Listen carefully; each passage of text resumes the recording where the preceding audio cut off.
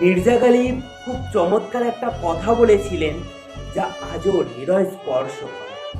সারা জীবন কেবল আয়না পরিষ্কার করে গেলাম, অথচ ধুলো জমেছিল আমার চেহারায়। এই সমাজে ঠিক এরকম অনেক মানুষ দেখতে পাবে, যারা তোমার ভুল ত্রুটি খুঁজতেই থাকবে, অথচ নিজের ভুল ত্রুটি তাদের চোখে পড়ে না।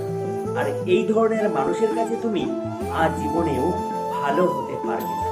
তোমার আশেপাশে, তোমার বন্ধু বান্ধব, পরিবারেই দেখবে এমন অনেক মানুষ আছে, যারা তোমার প্রতিটি কাজেই ভুল ধরে, ত্রুটি খোঁজে, অথচ নিজের ত্রুটি তারা কখনোই দেখতে পায় না।